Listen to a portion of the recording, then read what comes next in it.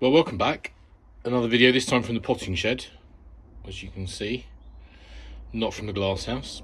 There's not enough room in the glasshouse at the moment really for doing what I'm going to do. It's a bit crowded with plants and there's not really a work surface, so I thought I'd come in the potting shed instead. So I apologise if it's a bit dark. I've got a box today from Cactusland, box of plants from Cactusland, which I'm going to unbox and show you.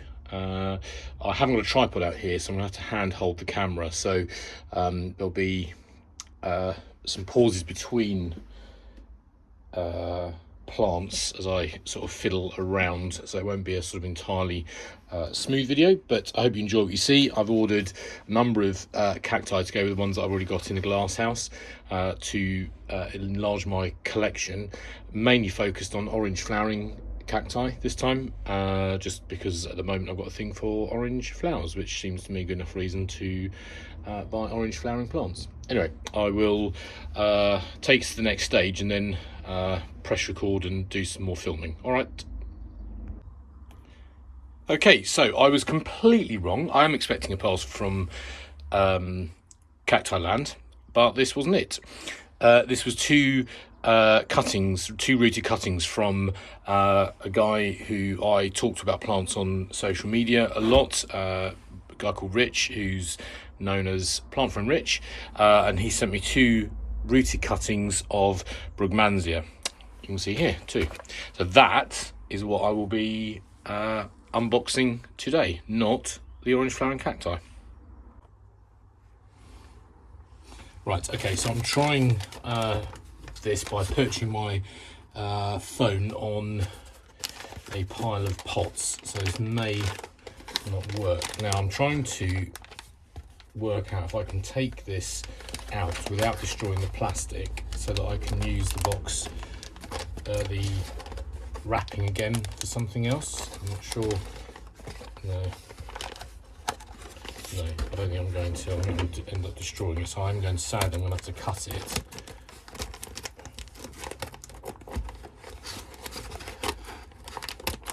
I suspect that he's used old bottle wrappings. I've ordered some bottles of gin online before and got them in this sort of wrapping. So there's the first one. Has he put a label in? What's in that one? No, there's not a label in there. I think there is in the other one, so maybe they're two of the same. I can't remember what he said now. I thought it was two different ones, but it might be two cuttings of the same. Rich and I exchanged plants quite a lot with each other. I had quite a few things from him over the years, and I'm pleased I've been able to send him some plants myself. And he's also got a greenhouse as well.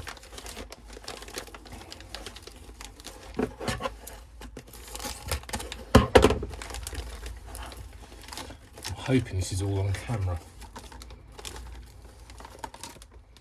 There we go. Right, they look, let me put that down, they look a bit of a mess at the moment because they're covered in soil. Right, that one was labelled pink and the other one wasn't labelled at all, so I'll have to find out from him what colour that one is, or if they are both the same. So I think you can see that. That one's labelled pink and that one is the unlabelled one. Now, I know many of you will know this, you have to be very careful with Brugmansia because they are poisonous. So I'm going to pot them up. What will they go for? Just looking to see if I've got any pots the right size. The only ones I've got I think are either too big or too small. Sorry, I'm working behind the camera now. Well, that will do for one. I think that's a bit squat though, isn't it, that one? No. What I wanted was a normal shape pot like that.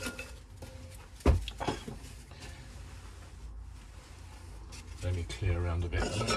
Yeah, normal shape pot like those there. Perhaps not as big as that, but I don't think I have any. see. So yeah, I'm worried that will be that pot will be too big. They're quite hungry feeders though, Brugmansia, so maybe as they're going in the glass house at the start of spring, they'll be growing quickly rather than slowing down. So I'm going to chance it, I think, and use these pots. I'm just going to get some crops.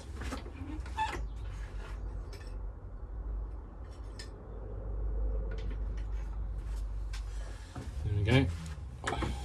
I don't think it's a fashionable thing to do these days to use crocks in pots, but I always do. And got my handy box of soil underneath the bench here. I'm not going to mess around with this. I mean, you see people sort of mixing different things in. I'm not going to do that. You see that all right? Tip the spare soil in. I think if I do that,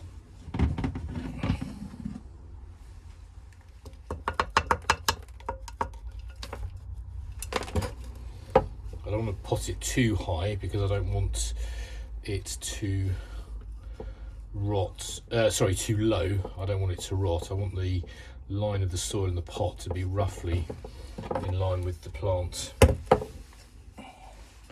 as it was in the original pot. It looks like it's wilting, but it's not. I think it's just sort of growing over. What I might do, got some stakes here, a smallish one. Try that one. Got some stakes and some butterfly clips from orchids. Again, behind the camera, so I'll do that.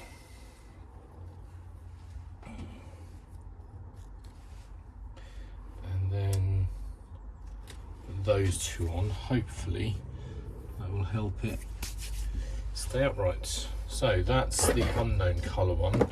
I need to check my messages on Facebook and see whether he said on there what colour they were. So this is the pink one here. So let me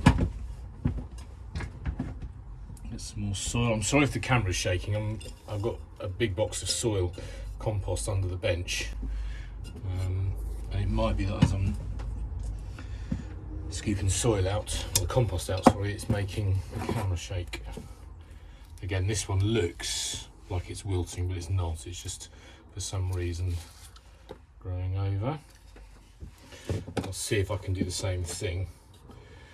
Do you know, this is very sad. I love square pots like this. They're fair, you don't get them very often in things, but when you're making trays of plants up, let me see if I can reach that, they fit much better and use the space much more efficiently than the round ones. So I do always hang on to those. Right, let me get some more compost.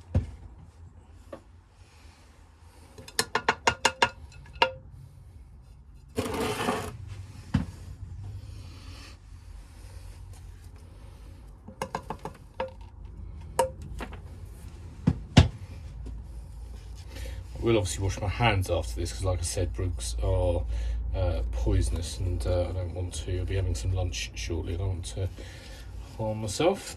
Can you see that all right? Yeah, that's good. That's a very good tripod position. Right, I haven't got any more butterfly clips out here, I don't think, normally. So I've got a large, it's a thick but short bamboo cane. So what I think I will do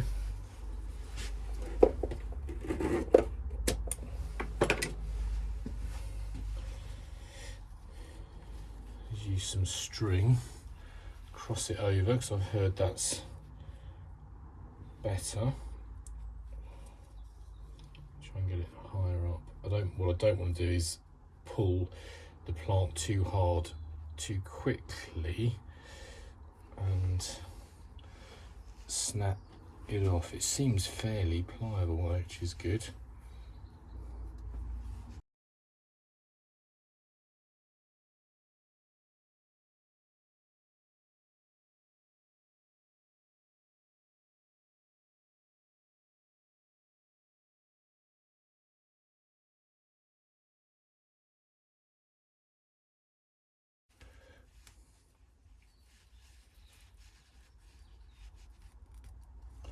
Right, I've not done that particularly well, I don't think, but anyway, here we go. Let's see if it holds. So yeah, 2 free Brugmansias. They're a favourite plant of mine. The other 2 plants I have are both from Rich as well. So there we are. Put that away. The pink flowered one, I'll water those in and put them in a glass house shortly. So that's the pink flowered one, and that's the unknown flowered one. So thank you very much, Rich. So just to end with a very quick glasshouse tour, you'll see, if I zoom in there, just there, one of the 2 Brugmansias I've already got, and the other one has yet to come into leaf. Oh, move my finger out of the way, is just there, right in the centre of the screen. So yeah, very, very crowded in here at the moment, which is why I couldn't do my work in here. I had to do it in the potting shed instead. So you can see I've got the bedding pelargoniums on this bench here with Cosmos and Nicotiana seeds underneath. I've got my carnivorous plants and a mixture of begonia, agave, succulents and auriculas here. One of the auriculas is coming into flower. The others, get that out of the way, the others aren't looking particularly great at the moment. I've got a whitefly problem. Hence I've hung a load of these up, the incarcia flies, or incarcia wasps, sorry, to try and get rid of the whitefly problem. Got 2 large orchids down there that were £35–40 each in a garden centre, reduced to £6, so I bought 2 of those. Whole load of pelargoniums across the back here. My cacti and succulents that I referred to at the start of the video, which when I thought the parcel was from Cactusland, and that's the collection that I'm extending. If I zoom in, they're all doing fine except for that Horthia there. No, sorry, that's the Gasteria. Sorry, that's not doing fine. Anyway, we'll see if that survives. I've got cannas under the bench here. I've got seedlings of tomatoes, chilies and cucumbers under here. I've got my agapanthus here, all over wintering. Got some small echiums there and some eucomis seedlings. And then I've got, I'll get in there now, pots and pots of dahlias here and here and here. More eucomis seedlings here, and my oleander plants here. These have struggled through the winter, and that looks like that's got some weird thing on it, but they are coming into flower bud, as you can see there. And again, whitefly. I'm hoping these biological controls that I bought here, I've scattered them. I think there's 10 through 1, 2, 3, 4, 5, 6, 7, 8. There's 2 more somewhere. I can't think. There's 10 of them though. Scattered throughout here will help. But I'm looking forward to the warm weather coming. Oh, and sorry, I forgot to mention. Can't believe I forgot to mention these. My begonias under here, and loads of trays of cuttings I'm taking to sell later in the year when they've rooted and grown a bit. And the deciduous begonias there, most of them now are sprouting, which is good. I was worried, like I always do, that I'd lost them over winter. Anyway, loads of stuff going on. As soon as the last chance of frost has passed, most of these will come outside. All the cannas will be, the dahlias will be planted in the landscape, as will the cannas, and this will free up a load of space, beautifully timed, hopefully, for putting my tomatoes and cucumbers along here and using my handmade tomato and cucumber frame to support. that's me done. Anyway, so this basically is why I couldn't fit my unboxing film in here. I need more glasshouse space, basically. Anyway, have a lovely day, everyone. See you soon.